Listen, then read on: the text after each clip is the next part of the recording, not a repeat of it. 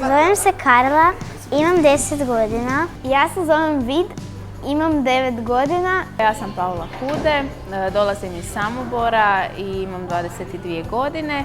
Ja sam Vedran Straga, imam 24 godine. Bavim se plesom već skoro 16 godina. I zajedno sa svojom partnericom Paula Hude sam državni prvak u standardnim i latinsko-američkim plesovima i u kombinaciji svih 10 plesova u kategoriji odrasli. I prvak sam Republike Hrvatske u standardnim latinoameričkim i kombinaciji 10 plesova u kategoriji osnovci. Sportski ples sam odabrala zato jer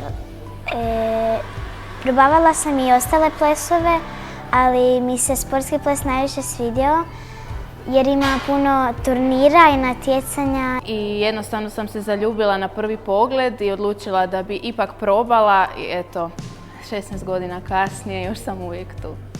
Zato što me je mama našla kako plešem ispred televizora i onda me je nakon 2 tjedna ispitivanja odvela na plesnu igraonicu. To je već bilo prije 17 godina u plesnu školu. Prije sportskog plesa trenirala sam gimnastiku. Probala sam judo. Sa nekih 6 godina počeo sam se baviti judom. I ništa drugo. Pamtim svoje prve kontakte sa partnericom svojom. Moj prvi plesni kontakt s dječakom je bio puno stresniji prije nego što se dogodio. I sjećam se da baš nisam bio previše zainteresiran za bilo kakve odnose sa plesnim kolegicama. I shvatila sam da je to u potpunosti prirodno i nije nikakva drama, niti je ništa teško, nego je baš lijepo, zabavno i ono što čini sport posebnim. Ono što je posebno za sportski ples, i to sportski ples u paru, je upravo to partnerstvo koje čini sportski ples još posebnijim i još boljim.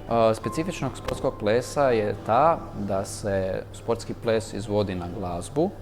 To je spoj umjetnosti i sporta, za razliku možda od nekih drugih sportova gdje imamo lopte, štoperice, koševe, rekete. Kao mali bio sam sramežljiv i ples te nekako potakne da budeš svoj i da si ponosan na to.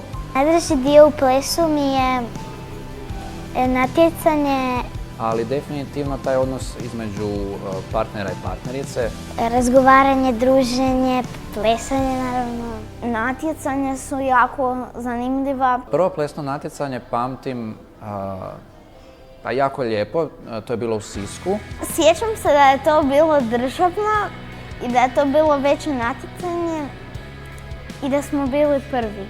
I onda sam odabrala ovaj ples i onda sam shvatila da mogu plesati u paru. Sportski ples u paru je oduvijek bio u mojoj blizini i jednostavno mi je to bilo oduvijek interesantno. Naravno da se ponekad na treningu posvađam sa svojom partnericom, ali to je dio sporta. Nekad se znamo posvađati koji korak ide. Zato što nam je svakom stalo da stvarno radimo i da napravimo najbolje što možemo. Ne volim kada odemo na turnire i cijela bude nervoza. Ako bi morala nešto negativno izdvojiti, onda bi to zasigurno bila krema za samotamljenje koja se mora koristiti na svakom turniru, barem što se latinsko-američkih plesova tiče. Najmanje volim rano ustajanje zbog frizura. Najuzbudljivija su mi proglašenja jer stojimo u liniji. Uzbudljiv je onaj trenutak prije izlaska na podij kad ne znaš što će se dogoditi, iako si se mjesecima i godinama spremao upravo za taj trenutak. Jer u toj liniji stoje nekoliko parova koji su plesali i kad oni proglašavaju, nikad ne znaš kada će tebe proglasiti.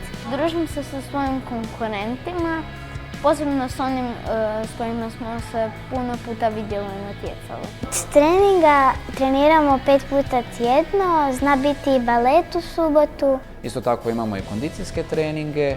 Ples je estetski sport i to može biti opterećenje, ali mislim da je najvažnije da mi pronađemo ljepotu u estetici koja se nama sviđa. Jer ako ti plešeš vrhunski i ne dođeš lijepo obučen s frizurom, bit ćeš zadnji. Kako se ja osjećam na plesnom podiju? Kao neki leptir koji kao leti u predivnoj haljini. Njegova haljina kao leprša sa puno sreće i uzbuđenja. Pa kako koji dan, ali sve u pozitivnom smislu. Na plesnom podiju, na samom početku uvijek se osjećam malo nervozno, osjećam veliki adrenalin, ali sam isto tako i sretan i ponosan na to.